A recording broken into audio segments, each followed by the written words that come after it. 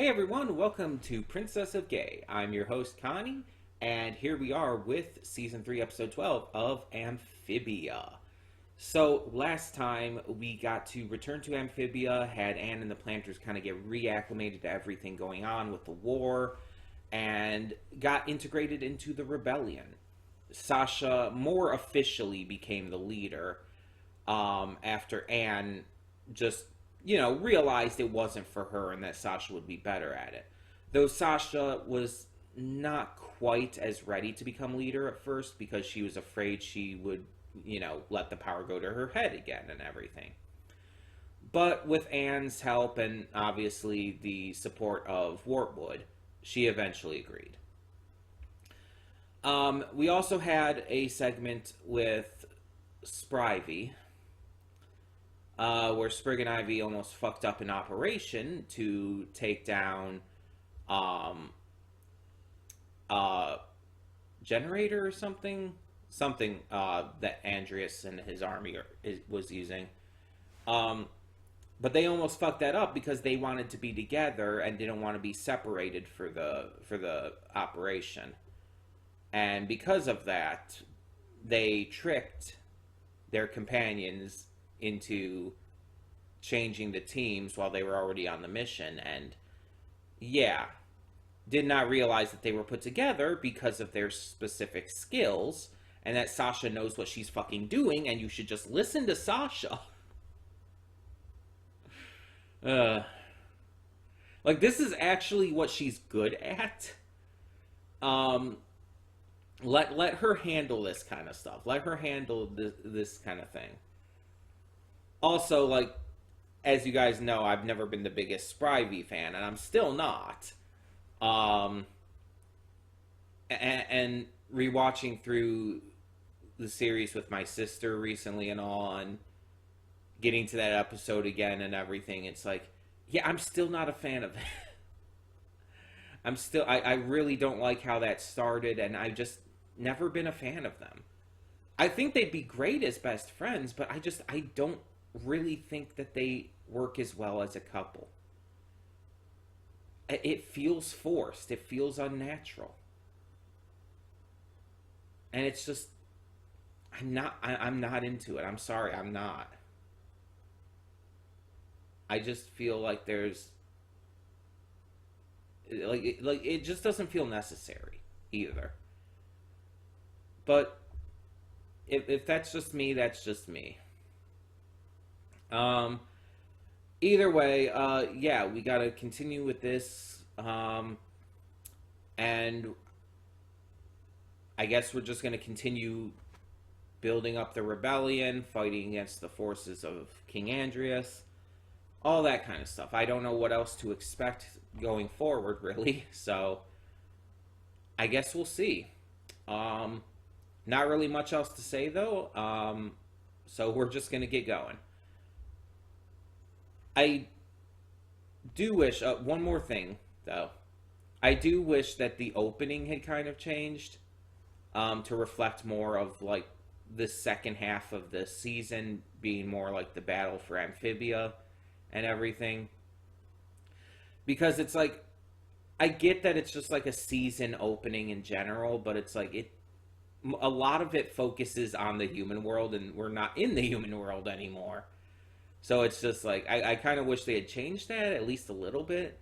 Changed a couple shots of the human world stuff into new Wartwood stuff or new Amphibia stuff. You know what I mean? Maybe that's just me though, but yeah, it's whatever.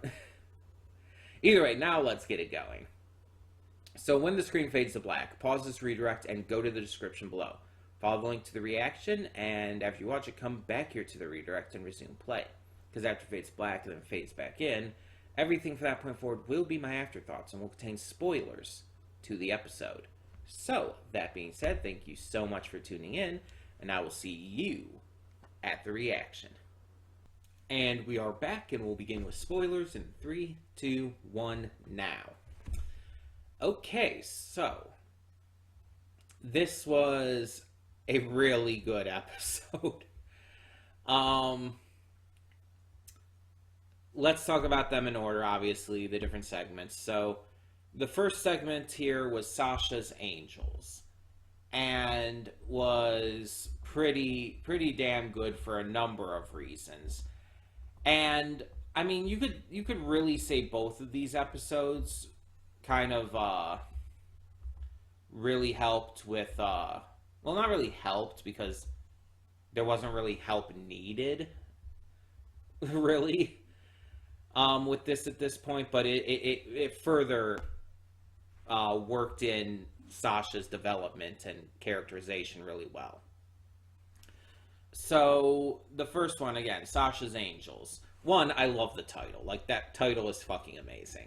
Obviously, like, in reference to, like, Hell's Angels or whatnot, but so Sasha and Anne lead a team to take care of these marauders. This kind of neutral group that is well, marauding, you know, stealing goods and everything and fucking things up for everyone, kind of on both sides.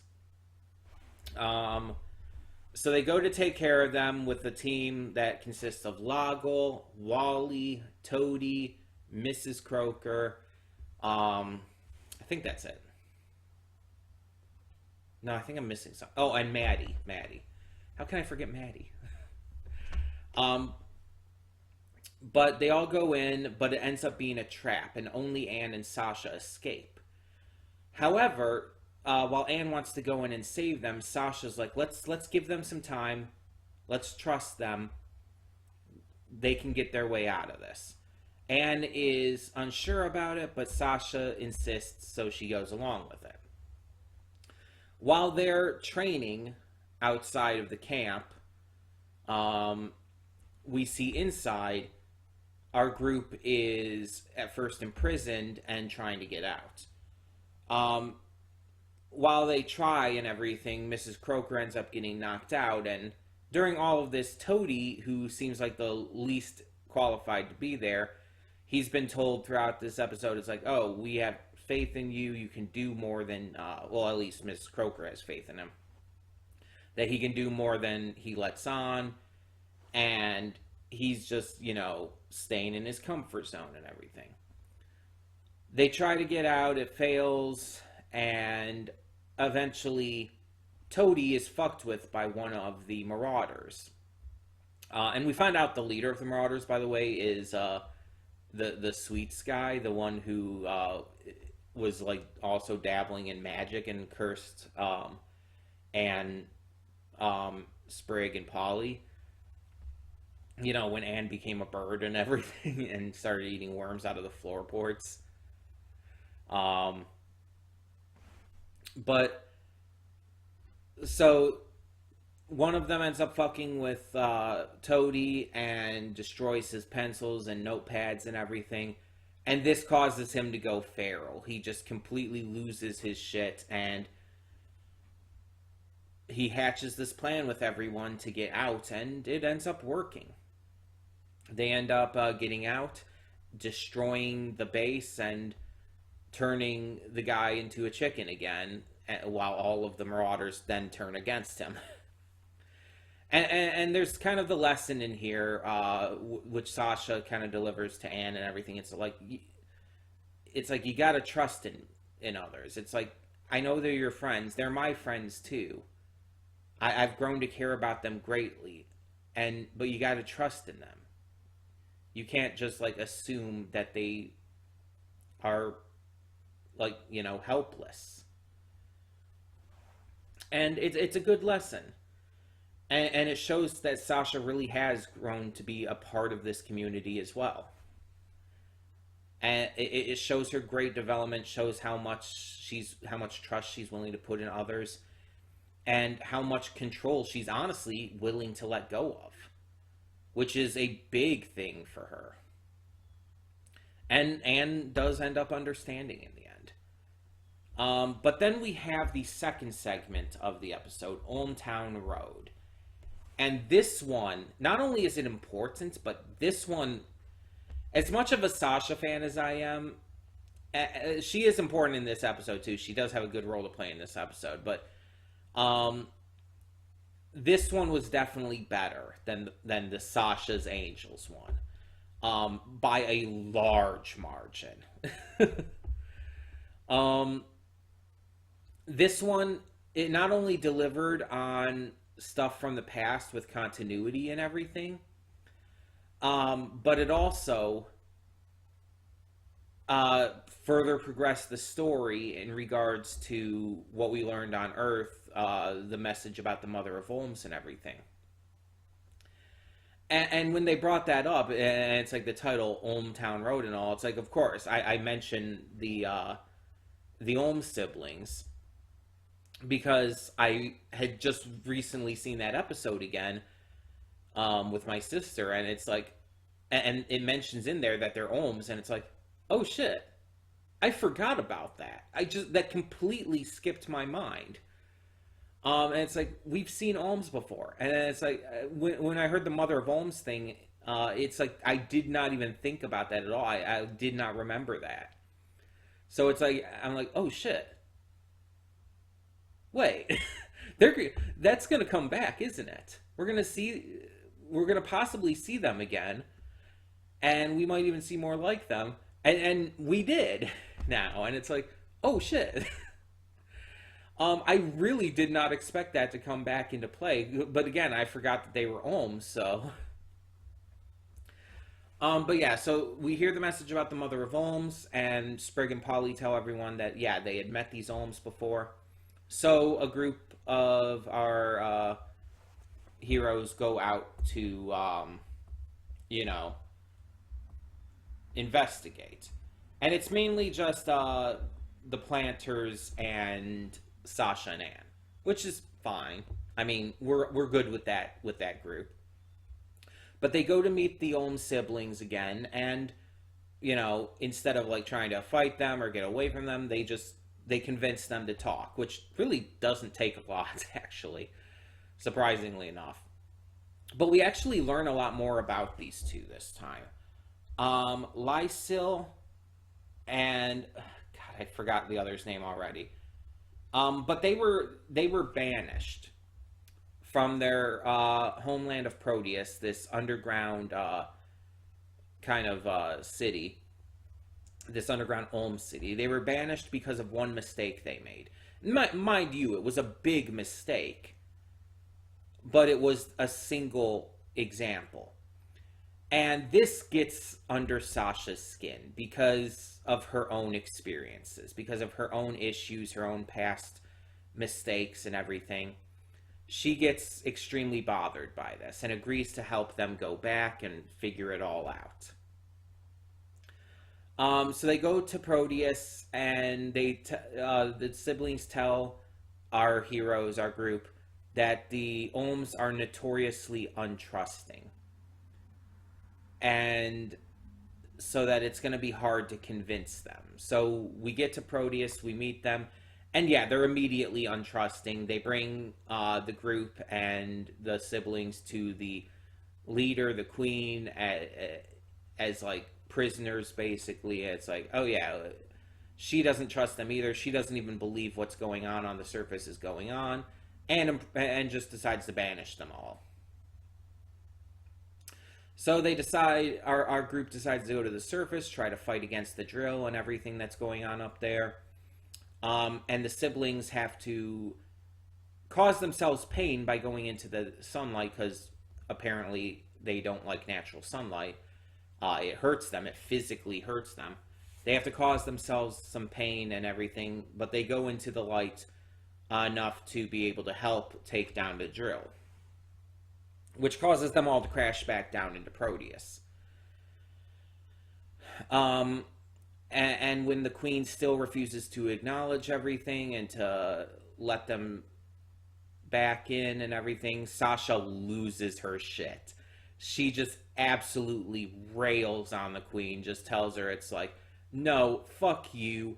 They just did all of this just to help you guys, just to help this city. And it's like, you're still not going to accept them? Well, fuck you. And so as they're leaving, she's even telling them, it's like, if they won't have you, we gladly will. You can join us in Warwood. And even like the others are like, wait, really? What?